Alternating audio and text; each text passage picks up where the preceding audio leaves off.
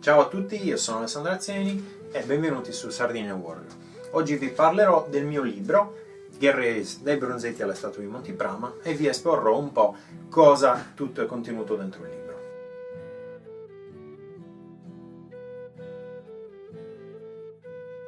Il mio libro si articola in un'esposizione riguardante il vestiario dei Bronzetti e delle statue di Monti Prama. È quindi inerente anche un discorso relativo soprattutto alle armature e alle armi utilizzate e mostrate nelle iconografie del tempo, che sono principalmente la bronzistica e la statuaria in pietra.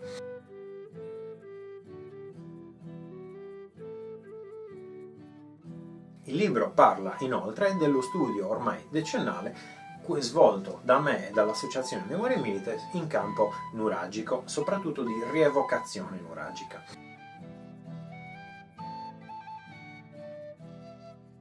Rievocazione nuragica che include la ricostruzione storica, la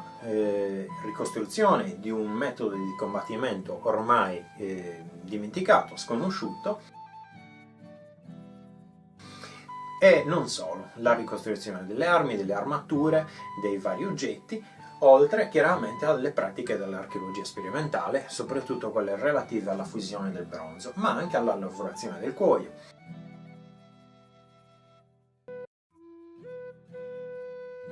Il libro si articola in un'esposizione agevole divisa per capitoli, ad esempio qui abbiamo i primi capitoli che sono quelli riguardanti la introduzione alla civiltà nuragica. Abbiamo una guida alla lettura, i ringraziamenti ovviamente, e poi si passa a proprio il tema, quindi la storia degli studi archeologici, l'inquadramento cronologico e le fonti. Sono tutte parti fondamentali per capire come è stato approcciato l'argomento, con quali solide basi scientifiche è stato costruito, e quindi le conclusioni finali saranno ovviamente con una solida costruzione iniziale da cui poi prosegue il discorso.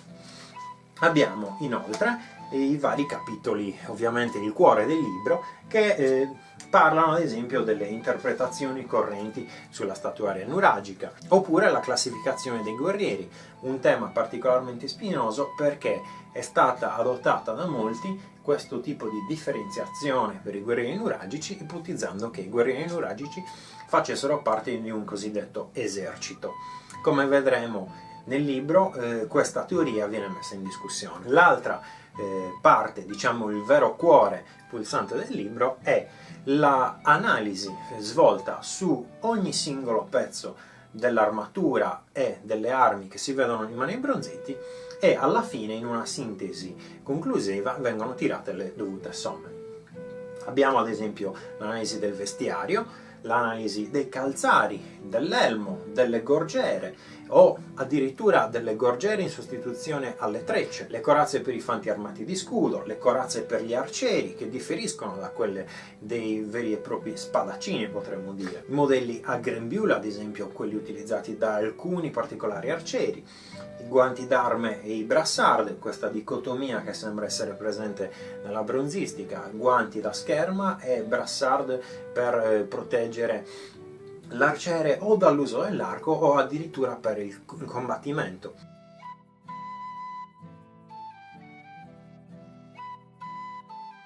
Abbiamo poi tutta l'analisi svolta anche in modo pratico e in prima persona sugli arcieri nuragici, o addirittura una differenziazione tra arcieri leggeri e arcieri pesanti,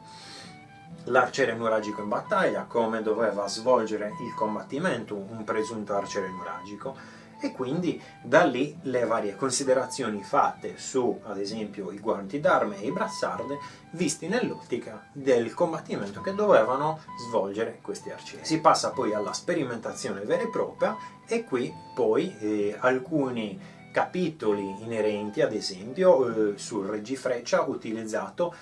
apparentemente in alcuni bronzetti, reggifreccia o mirino, non si capisce bene l'utilizzo di questo dettaglio, che però occorre notare è presente in moltissimi arcieri nuragici. Poi si passa ovviamente ad altri capitoli quali i gruppi faretra, cioè quel sistema di imbrago presente sulla schiena dei bronzetti e delle statue di Montiprama, che viene chiamato in questo modo e che raccoglie insieme la faretra, la spada o il propulsore, anche questo è un dubbio che è stato sviscerato nel libro, e questa sorta di asta presente in un bronzetto di arciere di sicuro, ma anche in altri bronzetti. Oltre a questo, viene poi messo in relazione il discorso dei gruppi faretra con quello dei cosiddetti anelli portaspada. Secondo alcuni studiosi, i nuragici sarebbero stati uno dei pochi popoli, a quanto pare, a utilizzare un sistema di anelli di sospensione agganciati sulle spalle su cui ipoteticamente veniva riposta la spada. Ho analizzato e sviscerato anche questo argomento e vi posso assicurare che le conclusioni a cui sono giunto sono veramente interessanti.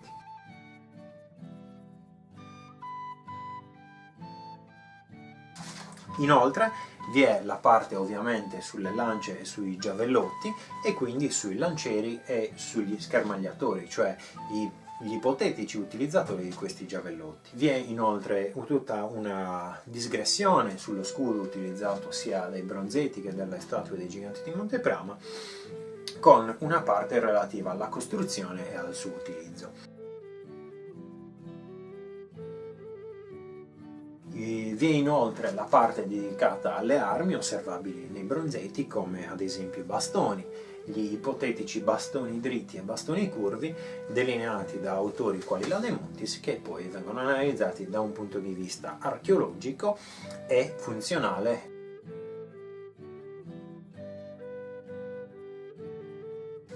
Relativamente ai bastoni curvi vi è poi un'analisi sulla funzione proposta per alcuni di questi bastoni, come ad esempio il cosiddetto boomerang nuragico. Un'ipotesi delineata già da diversi anni da alcuni gruppi e associazioni archeologiche, ripresa poi da diversi autori, è analizzata in questo libro e personalmente ritengo confutata. Vi è, oltre questa analisi, anche da un punto di vista scientifico, fisico, sulla funzione del boomerang nuragico, poi tutto un ragionamento sui bastoni cosiddetti lisci, dritti, che dovrebbero essere la variante costruttiva rispetto ai bastoni costolati,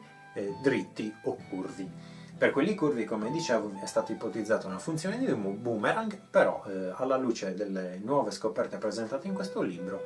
si aprono nuove ipotesi.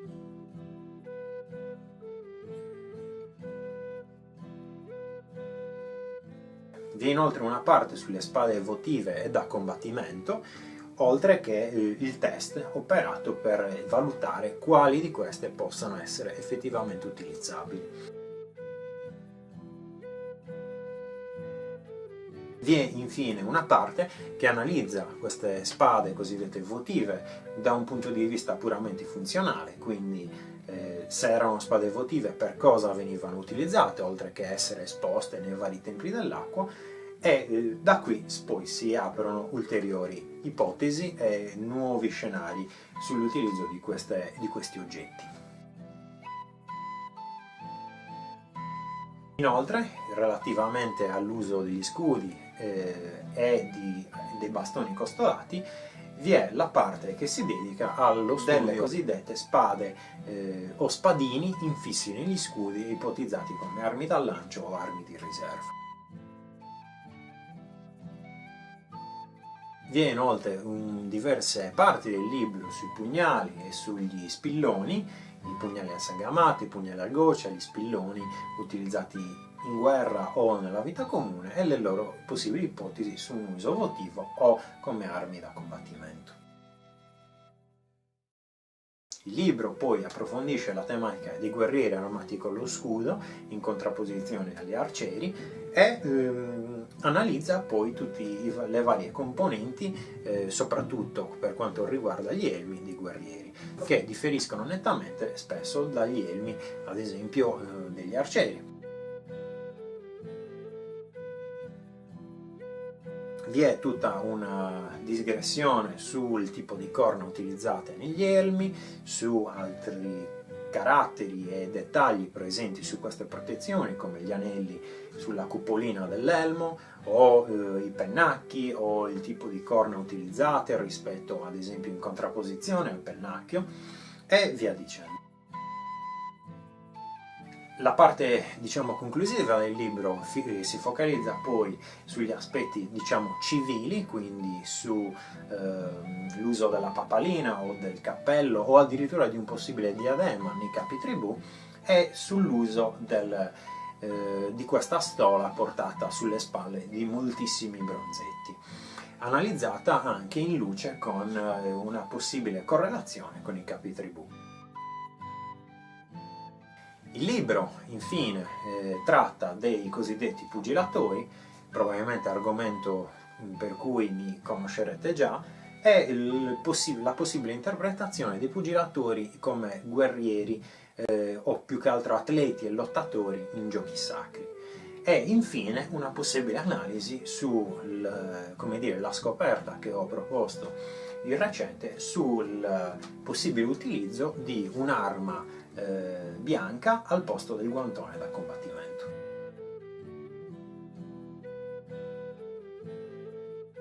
Il libro infine si conclude con gli ultimi guerrieri nuragici raffigurati nelle iconografie e insomma delle valutazioni sul loro destino, su che fine abbiano fatto all'interno della nostra storia, e infine delle considerazioni sulla civiltà nuragica del tempo. Vi sono poi le conclusioni che sintetizzano tutto il discorso affrontato nel libro alla luce da un punto di vista oplogico e delle armi, e viene infine delineato qual è il quadro di una possibile società nuragica del tempo, dove le diverse figure di popolani, offerenti, pastori, capitribù, eccetera, vengono infine analizzati da un punto di vista puramente sociale, in cui una società nuragica apparentemente piatta, dove tutti meritano di essere rappresentati nelle iconografie sacre del tempo, presenta un interessante risvolto. Vi è infine un glossario e ovviamente la bibliografia. Questo è il libro, spero che voi possiate acquistare una copia, leggerlo e farmi sapere cosa ne pensate. Chiaramente, se vi è piaciuto il video, condividete, mettete mi piace, lasciate magari un commento sotto e continuate magari a seguire il canale o la pagina di Facebook di Sardina Warrior per ulteriori video e discussioni sulla civiltà nuragica, sulla scherma storica, l'archeologia sperimentale e la storia e l'archeologia della Sardegna in generale. Grazie, ciao, arrivederci!